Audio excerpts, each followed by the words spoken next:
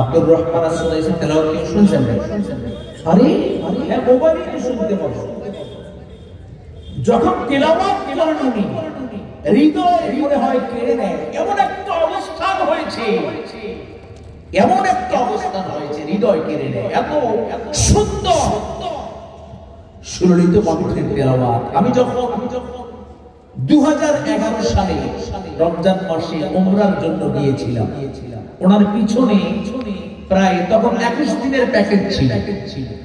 ওনার পিছনে সেই সময়ে প্রায় 14-15 দিন পর্যন্ত আমি তারাবির নামাজ পড়েছি। আমরা তো তারাবির নামাজের ইমাম সাহেব খুঁজি যে যত বেশি দ্রুত পড়াইতে পারে, ঠিক কিনা? তাকে আমরা নিয়োগ দিই। অথচ আব্দুর রহমান সুবাইস উনি যখন নামাজ পড়াতেন প্রায় 3 থেকে 3.5 ঘন্টা সময় লাগতো 20 রাকাত নামাজ পড়তে। এই 3 থেকে 3.5 ঘন্টা সময় কোন দিক থেকে যে অতিবাহিত হয়ে যেত টেরই পাইনি। মনে করতাম কেবলই শুরু করব, অথচ ঘড়ির দিকে তাকিয়ে দেখি সেহরির সময় হয়ে গেছে। কি তেলাওয়াত! তাহলে বর্তমান সময়ের একজন মানুষের জবান থেকে যদি এরকম সুললিত কণ্ঠের তেলাওয়াত এরকম ভেসে আসতে পারে, তাহলে আপনার আমার নবী যিনি ছিলেন শ্রেষ্ঠ নবী, সরকারে দো আলম জনাবে মুহাম্মদুর রাসূলুল্লাহ, তিনি কণ্ঠের থেকে তেলাওয়াত করলে কি মধুরতা লাগবে। সম্মানিত ভাইরা আমার, এই জন্য আবু জেহেল, আবু লাহাব, উতবা, সাইবা তারাও কিন্তু নবীজির তেলাওয়াতের মধ্যে মুগ্ধ হয়েছিলেন। কখন মুগ্ধ হলেন শোনেন। যখন দেখলেন যে মুহাম্মদ সাল্লাল্লাহু আলাইহি ওয়াসাল্লাম এক আল্লাহর একত্ববাদের দাওয়াত দিচ্ছেন, দাওয়াত কেমনে ঠেকান যায়। আবু জেহেল, আবু লাহাব, উতবা, সাইবা সহ সমস্ত কাফেরদের পরামর্শ বৈঠক ডাকা হলো। সিদ্ধান্ত গৃহীত হলো, আমরা দেখতে চাই এই যে আব্দুল্লাহর পুত্র মুহাম্মদ সাল্লাল্লাহু আলাইহি ওয়াসাল্লাম কোরআনের নামে যেই কথাগুলো বলেন, কোরআনুল কারীমের নামে যেই কথাগুলো তেলাওয়াত করেন, আসলে কোত্থেকে পান, এর মূল রহস্যটা কি, এটা আমাদেরকে দেখতে হবে। আবু জেহেলকে ডাক দিয়ে আবু লাহাব বললেন, ও ভাই আবু জেহেল, কেমনে করে আপনি দেখবেন? আবু জেহেল বললেন, শোনো, চারজন করে আমরা পাহারা দেব। নবী মুহাম্মদ সাল্লাল্লাহু আলাইহি ওয়াসাল্লামের ঘরের চার কোণায় বসে বসে সারা রাত আমরা পাহারা দেব, যাতে করে দেখতে পাই কোত্থেকে পাই। সিদ্ধান্ত গ্রহণ হয়ে গেল। সন্ধ্যা যখন নেমে এসেছে, সন্ধ্যা নামার পর আবু জেহেল, আবু লাহাব, উতবা, সাইবা চারজন একত্রিত হয়ে চলে গিয়েছেন। চলে যাওয়ার পর আবু জেহেল এক কোণায় দাঁড়িয়ে গেছেন, আবু লাহাব এক কোণায় দাঁড়িয়ে গেছেন, উতবা আরেক কোণায় দাঁড়িয়ে গেছেন, সাইবা আরেক কোণায় দাঁড়িয়ে গেছেন। চারজন ঘরের চার কোণায়। আল্লাহ রাব্বুল আলামিন তার প্রিয় হাবিব জনাবে মুহাম্মদুর রাসূলুল্লাহ সাল্লাল্লাহু আলাইহি ওয়াসাল্লামকে আল্লাহ পাক জানাই দিলেন, ও আমার হাবিব শোনো, চারটি চার আপনার ঘরের চার কোণায় দাঁড়িয়ে আছে।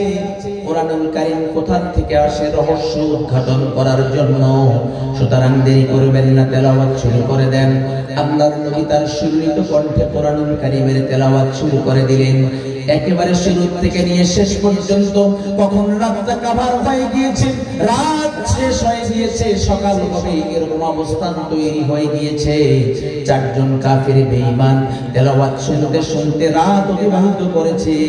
একটা কাফির বেঈমান যে বাড়িতে চলে যাবে এই কথা মনে আসা দূরের কথা, সারা রাত দাঁড়িয়ে দাঁড়িয়ে কোরআন শুনেছেন, বসবার সময়টুকু পর্যন্ত মেলে নাই। জোরে বলেন সুবহানাল্লাহ। আবু জেহেল, আবু লাহাব, উতবা, সাইবা এই চারজন সারা রাত নবীর কণ্ঠে কোরআনুল কারীমের তেলাওয়াত শুনেছে। বসবে মনেই নাই। কি কোরআনুল কারীমের আয়াতের কি আকর্ষণ!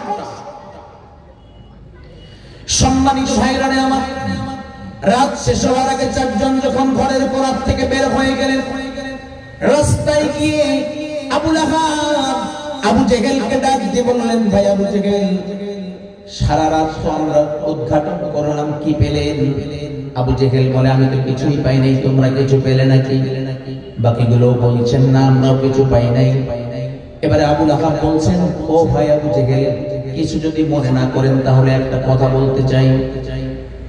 আবু জেহেল বললেন, ঠিক আছে বলো।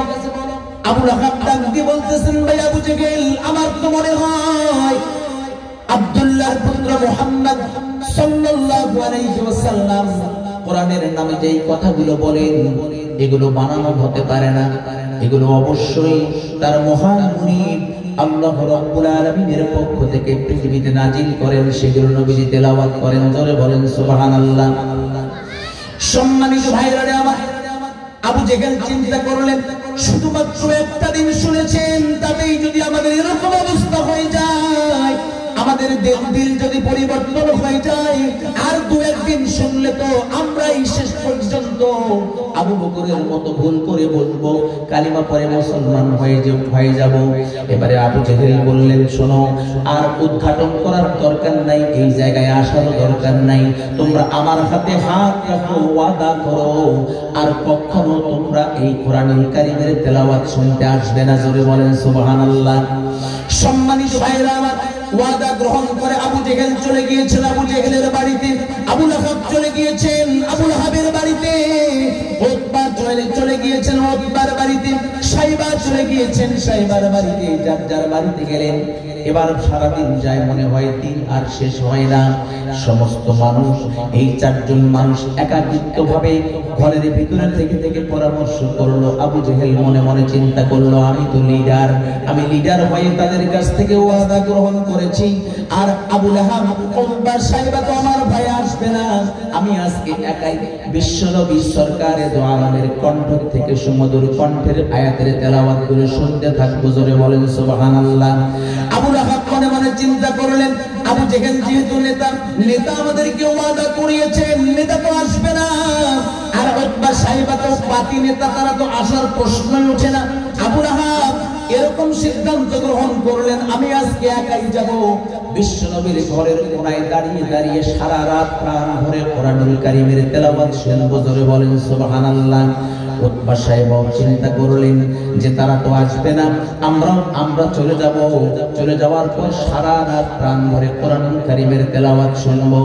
সন্ধ্যা যখন নেমে এসেছে, আল্লাহর বান্দারা, এই সমস্ত কাফের বেঈমানদের লিডার আবু জেহেল চলে গিয়েছেন, কিন্তু আল্লাহ রাব্বুল আলামিন আমাদের কুদরতি ব্যবস্থাপনা করেছে। আল্লাহর গোলাম আবু জেহেলকে আল্লাহ রাব্বুল আলামিন ঘরের এক কোণায় দাঁড় করিয়ে দিয়েছেন, সেই জায়গায় আবু লাহাবকে নিয়ে যান নাই।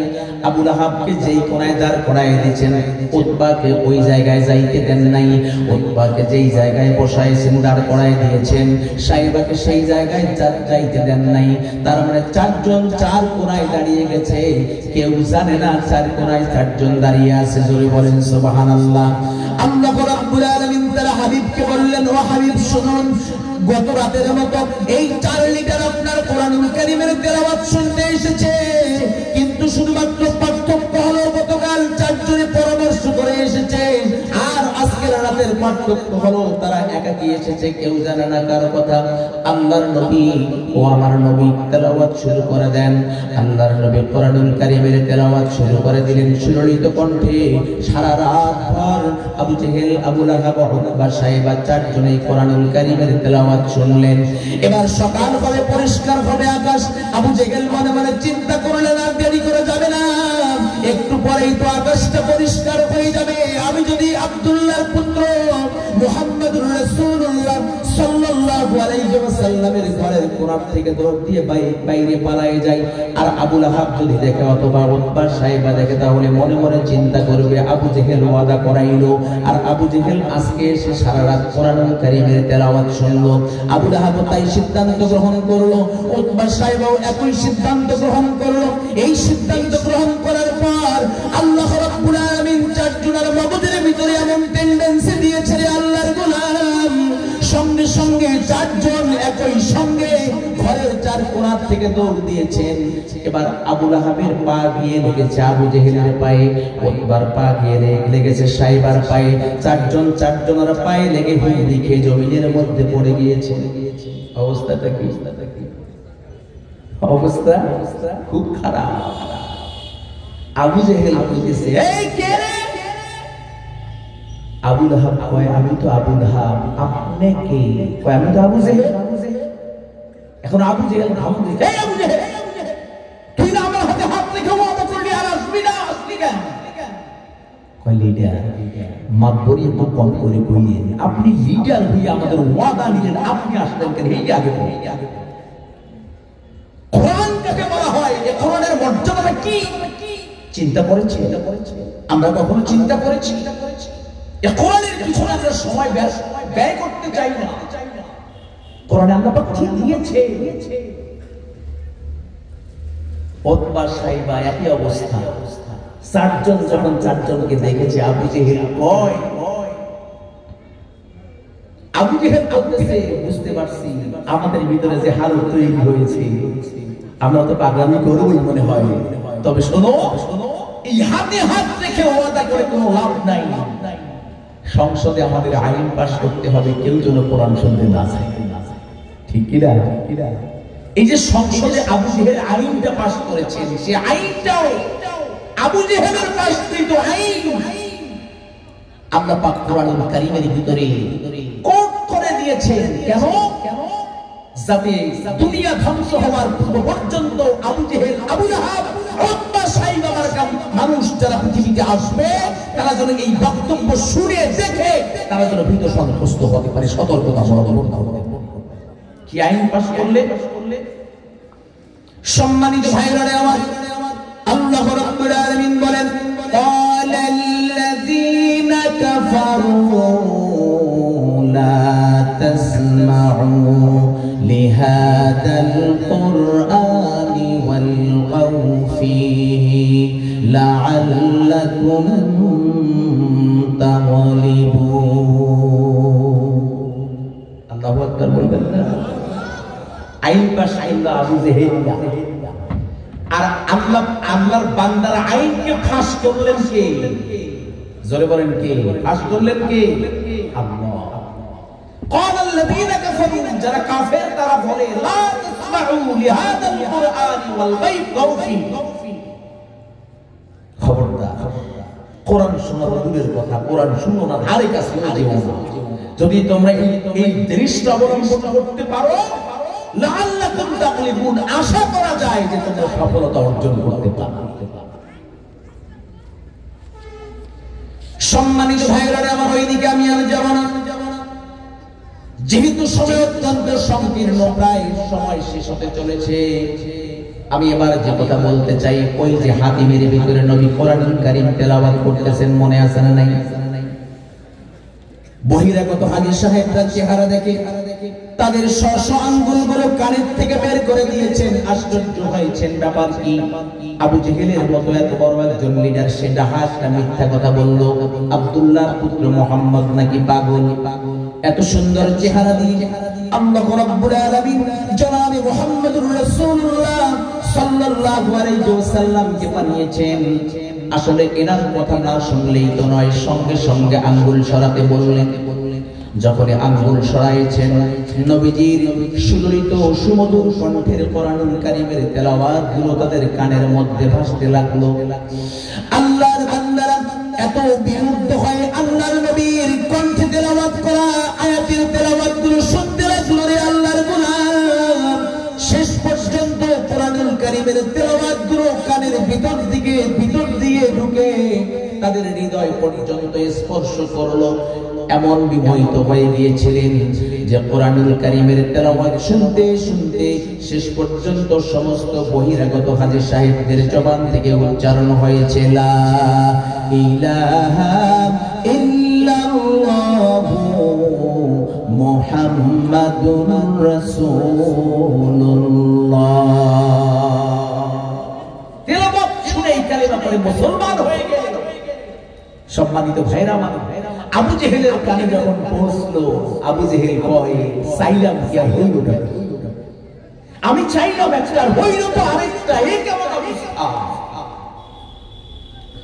সম্মানিত ভাইরা আমার, সেই পবিত্র কোরআনুল কারীম আল্লাহ রাব্বুল আলামিন আপনাকে আমাকে দিয়েছে। আল্লাহর গোলাম, এই পবিত্র কোরআনুল কারীম এমন এক নিরঙ্কুশ কোরআন, এমন এক চিরন্তন সত্যবাণী আল্লাহ রাব্বুল আলামিন যে কোরআনুল কারীম দিলেন, আল্লাহ পাক ওই আয়াতের শেষে, ওই আয়াতের পরবর্তী অংশে আল্লাহ রাব্বুল আলামিন বলছেন হুদাল লিল মুত্তাকিন। এই পবিত্র কোরআনুল কারীম হলো মুত্তাকি পরহেজগারদের জন্য হেদায়েত। জোরে বলেন সুবহানাল্লাহ। আল্লাহ পাক যে কোরআন দিয়েছে, এই পবিত্র কোরআনুল কারীম হলো প্রত্যেকটা মুত্তাকিদের জন্য, আল্লাহ ওয়ালার জন্য পথ নির্দেশিকা, হেদায়েত। সুবহানাল্লাহ।